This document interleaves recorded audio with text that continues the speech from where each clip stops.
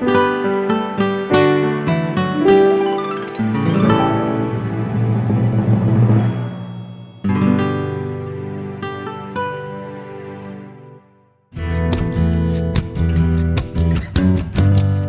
today's program, former host Ray Campbell is planting pumpkins in the vegetable garden. Extension horticulture specialist Mike Schnelle has tips for slowing down the wind. Former host Brenda Sanders creates a planter out of a toy dump truck.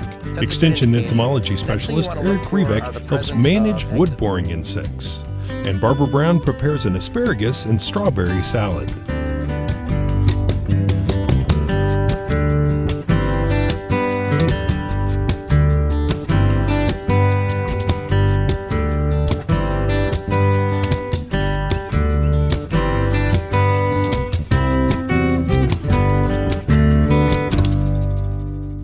Oklahoma Gardening is a production of the Oklahoma Cooperative Extension Service as part of the land grant mission of the Division of Agricultural Sciences and Natural Resources at Oklahoma State University, dedicated to improving the quality of life of the citizens of Oklahoma through research-based information. Underwriting assistance is provided by TLC, Oklahoma's leading garden center, Southwood Landscape and Nursery, Tulsa's source for great gardens, and the Oklahoma Department of Agriculture, Food, and Forestry, helping to keep Oklahoma green and growing.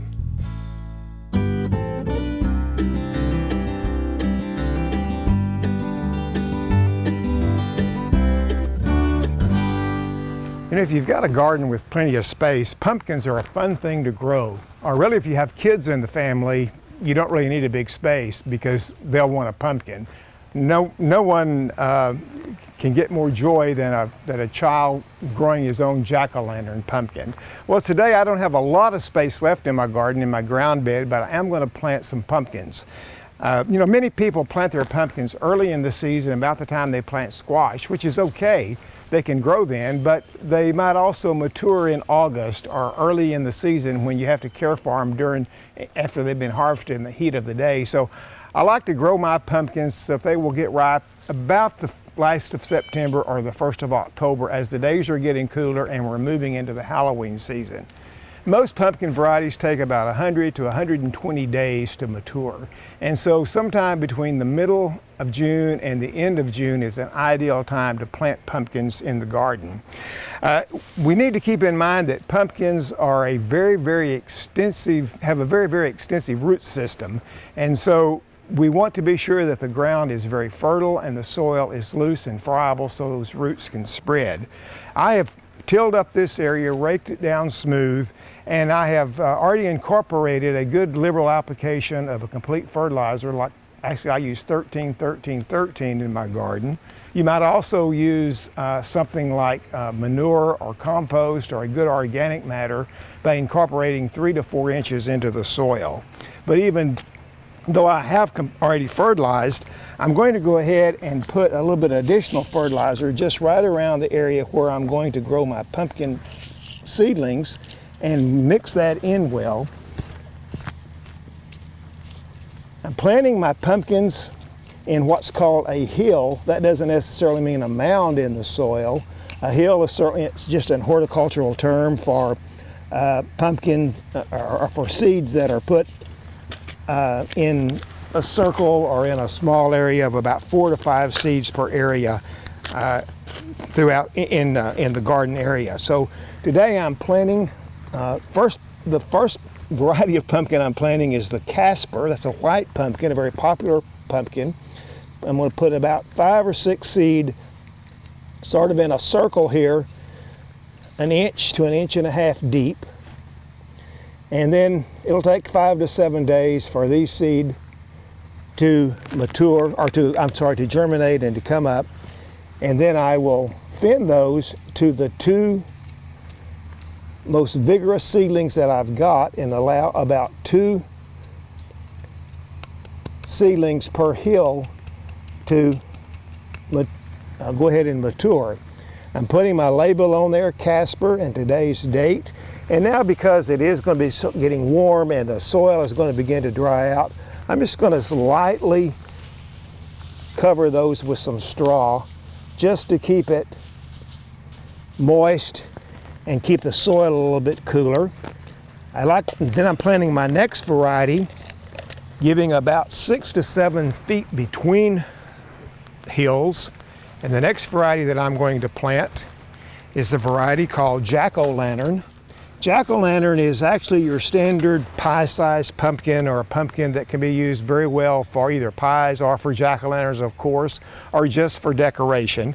It's a very uniform pumpkin, a mid-sized pumpkin. It's uniform, very bright orange, and usually a very typical pumpkin shape. So I'll do the same thing that I did with my Casper. Get my fertilizer incorporated good. Fix a little area. Put my label down. And plant seed again about 1 inch to 1.5 inches deep.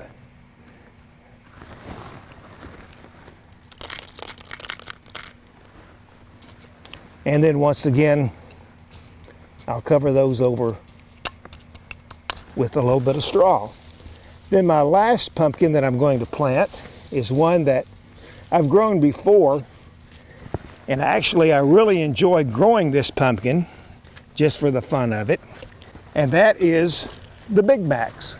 The Big Macs is the pumpkin that you usually see entered in the pumpkin contest. It can weigh up to 100 or more pounds at maturity if it's given good care and the right kind of growing conditions. So I'm going to grow the Big Macs. I'm putting it down at the end of my garden because it is a very aggressive pumpkin. All pumpkins are aggressive, with vines maybe reaching 15 to 20 feet. So, but I want an extra amount of room for this Big Mac. So it's into my garden. It's sort of a rough area. My compost is here. There's just general open area down here, so it'll have plenty of room to grow.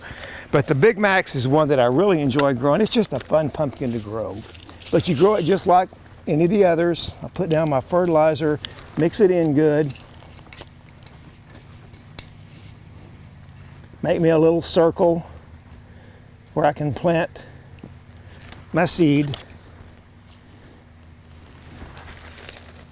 Now the Casper and the jack-o'-lantern that I planted take about 100 days to maturity. The Big Macs takes about 120. But we may see, depending on the weather conditions, that is speeded up a little bit or slowed down a little bit.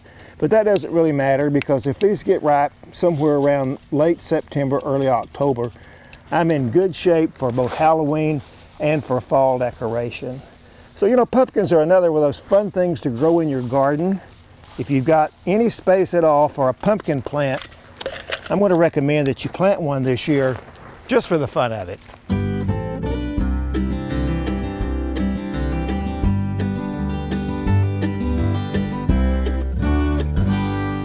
So I'd like to talk about windbreaks and/or shelter belts today, and all the advantages that they can afford a homeowner here in the state of Oklahoma.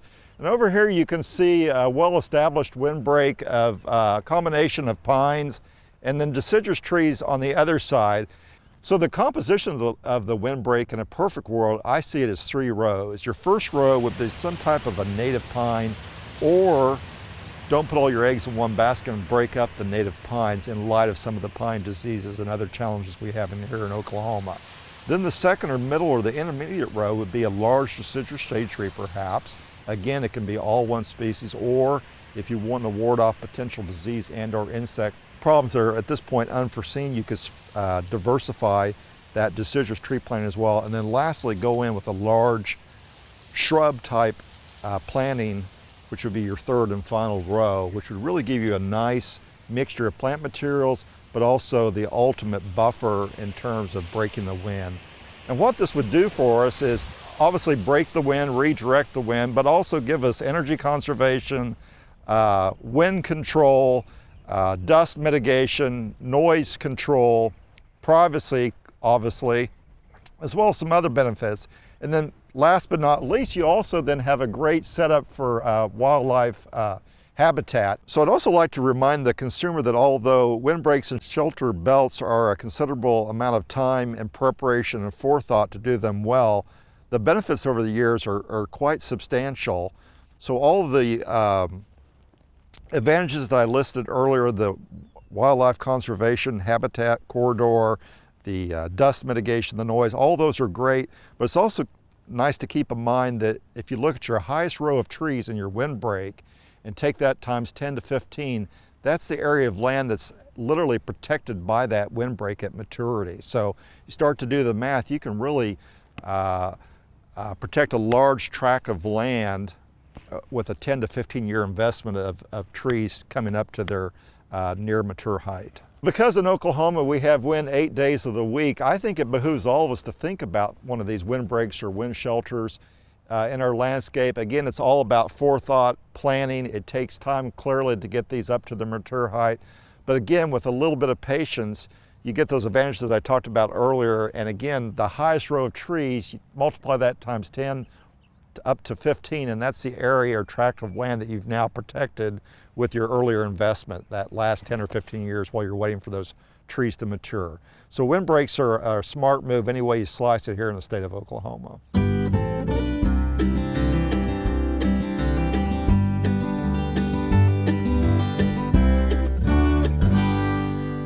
Well, if you're like me and you have a smaller yard, but you like to garden, sometimes it can be hard to plant something new every year because all of your actual space in the yard has been taken up with the plants that you've put in.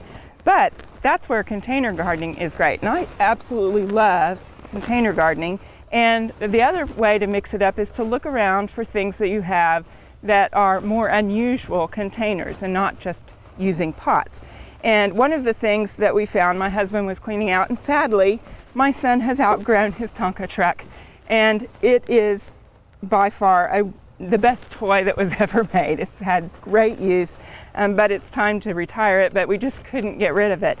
And the nice thing is, it's got this great big bed in it, and so we can use that as a planter. It'll be awesome. We can just put it in the garden.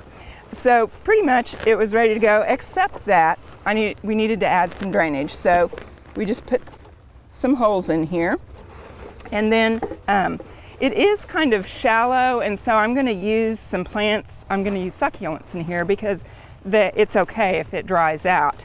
And the other thing that I want to watch when I plant with succulents is that my soil mix, if you get soil mix from the garden center, you can amend it to work better with succulents. You can add a little bit of perlite, that's the white here. You can also add some bark, a little bit of sand in there, and moisten it ahead of time.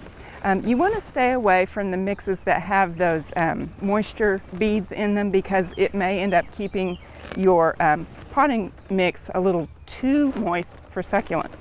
But you can surely amend a regular mix to be a good planting mix for these. So I'm just going to fill my truck with a little bit of soil, and then I'm going to put my succulents in. And when you're making combination pots, whether they're succulents or any other type of plant, you usually want to go with at least one that's taller. Now this isn't quite as tall as I would like it to be, but it does stand up a little bit taller. Get our level here. And then you also want one or two trailing plants that you would put in. We're going to put one up here at front. We're going to stick a trailer here to kind of spill out the back. And we could even kind of plant this in here sideways a bit. There we go. And then we're going to fill in around all of that with a few of these that are just kind of lower bushy type plants. And of course with a succulent it doesn't look quite so bushy, but it is a lower plant. It's not a trailer and it's not super tall. You can just kind of work with these, figure out where you want them to go, and arrange them in here. However, and you don't have to fill all of the space because you actually want to leave room for some of these to grow. We can just use a few of these jade plants in here. And then fill in around. Yeah, I'm going to use a little more. And hen and chicks are always a good one to use. And then you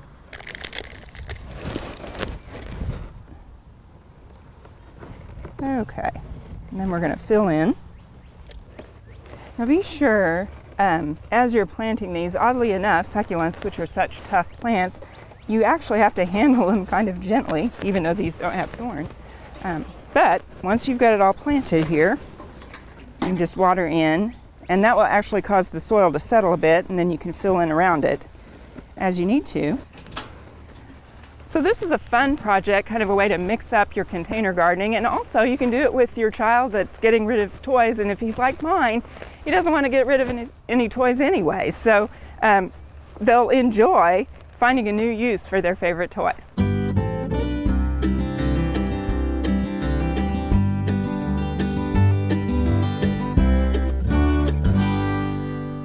Well, today we're going to talk about managing wood borers, which affect a wide variety of our hardwood trees here in Oklahoma.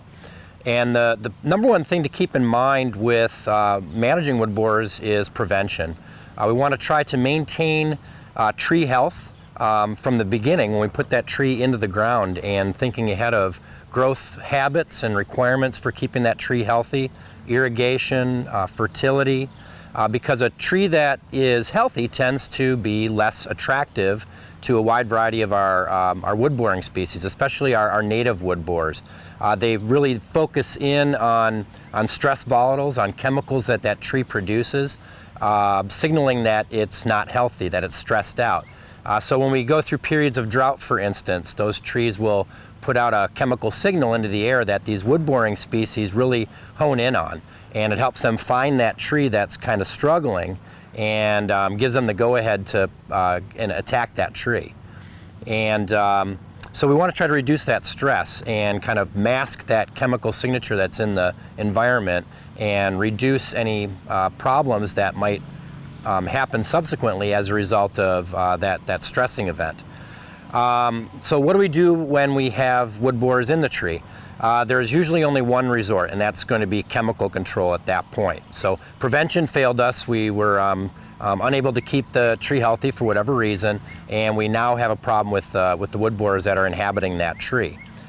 So what we need to do is, usually we're talking about a systemic insecticide that we might drench into the soil, and the roots would take that material up and translocate it throughout the plant, thereby protecting it internally from those wood borers that are inside of that tree. Alternatively, we could try to prevent the larvae from getting into the tree in the first place. So we're primarily targeting the adults when they land on the tree, the adult wood borer, when they land on the tree, coming in contact with an insecticide that we may have applied to the tree, kind of like a protective barrier or a paint. And they come in contact with that insecticide, and they die off before they're able to lay eggs. Or if they are able to lay the eggs, those baby larvae that first come out of the egg, before they start tunneling into that tree, they pick up some of that material, they come in contact with it, and they die off as a result. Now, when the tree is really large, like this green ash standing behind me, we tend to have an issue with putting these bark applications of insecticides on a tree because they're just too tall. It's impractical for a homeowner typically to make the application to that. It's actually even very difficult for an arborist to do it without getting material all over the neighborhood. But it can be done. So what I would recommend, if anybody has any issues with wood borers and they want to think seriously about treating their tree, they probably want to consult with an arborist first to find out the extent of the damage, the extent of the problem, and figure out what they can do. Can they take the situation into their own hands, buy a homeowner product off the shelf for drenching into the soil and protecting that tree, or do they need to work with an arborist to actually make those applications? And of course, that can be a little more expensive when you hire the arborist, but again, sometimes that's going to be necessary. Different groups of wood borers. We have mostly beetles. There's two groups. There are round-headed borers and there are flat-headed borers. And they fall into two families of beetles that bore into those trees.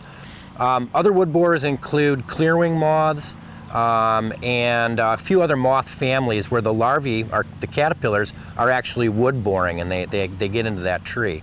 Those are the major players. We might have some minor groups, but again, most of these native species round-headed borers, flat-headed borers, and the clearwing moths, they really hone in on the stress of that tree. So we want to reduce stress as much as possible on that tree while it's growing.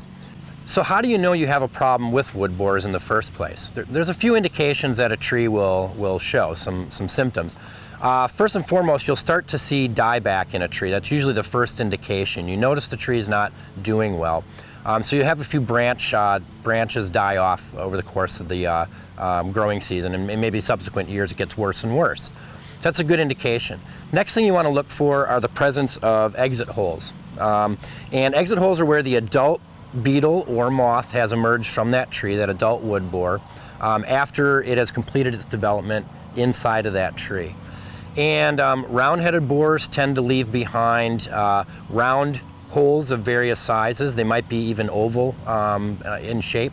And then the flat-headed borers will leave behind a distinct D-shaped exit hole, so they have a flat edge that's associated with them. The clear-winged moths also will usually leave behind more of a roundish type hole as well.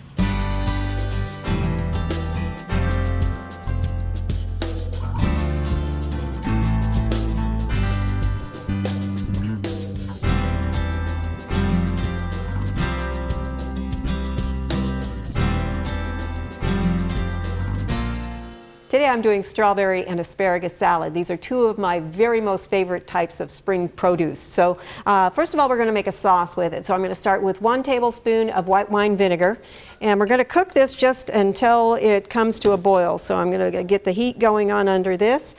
It also has 2 tablespoons of strawberry preserves.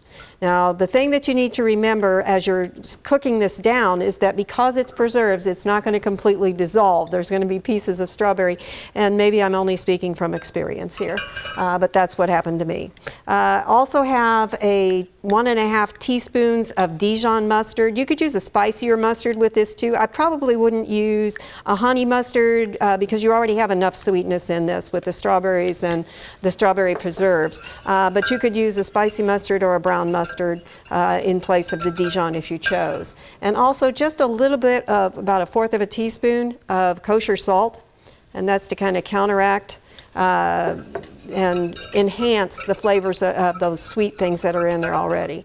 We're just going to let that cook just a little bit, kind of keep it moving around a little bit, and I'll see if I can do that with one hand and talk about asparagus with the other. Now we are using asparagus, and it comes in all different types and widths, so we want to blanch it before we use it. And if you have thin asparagus like this, blanching means you're going to submerge it in hot water, and if it's thin like this, probably 2 minutes is all it's going to need. But on the other hand, you may have asparagus that's meatier, more like this, in which case it may need 3 minutes. We just want to cook it until it's crisp tender, and then we want to stop the cooking immediately. It's very similar to what we do. In fact, it is exactly what we do when we blanch asparagus to get ready for the freezer. If it's really thin, we blanch it for 2 minutes, submerge it in ice cold water for at least that same 2 minutes just to stop the cooking. It also really makes the color better. As you can see, if I hold up this compared to that, it takes away a little bit of the soil or oils that may be on the plant itself, not oils, but air pockets and a little bit of the film that's on there, and lets you really see the color. It doesn't put more color in, it just lets you see the color that's there. So I started with about a pound of asparagus, and keeping in mind that asparagus, this was asparagus that had been around a while. I wanted it not fresh from the garden. So it had the stems on it that I needed to snap off, and because if you're buying it that way, or if you had harvested it lower, then you're going to have a higher waste on it. So we needed 2 cups. I needed a pound to get about 2 cups. It's blanched and it's chilled in ice water.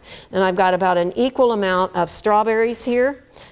2 cups of sliced strawberries. If you have the smaller one, size really doesn't matter on this one. It's going to be great. On our sauce, that came to a boil, so I turned that off. I'm going to stir into it about 1/2 teaspoon of grated lemon peel or lemon zest. And this recipe is really coming together. That's about all there is to it. I have a bed of greens, and I'm going to stir the sauce into the strawberries and asparagus. It helps if it's cooled down a little bit more than this has, but normally you would do the sauce and then do a few other things first and give that sauce a little bit of time to cool a little bit more. Stir those together just to make sure everything is well coated. This recipe will make 6 salads, so about 1 cup of greens for each person, and you have a dinner that is almost to die for in my mind, since these are 2 of my most favorite types of summer and spring produce. I've got some toasted pecans, sprinkle those over the top just to give it a little bit more crunch. And that's all there is to it. This dinner is ready to go. It's strawberry and asparagus salad. I hope you'll try it. It's one of my favorites. For Oklahoma Gardening, I'm Barbara Brown. While marking events on your calendar, be sure to consider these wonderful gardening activities coming up in Oklahoma.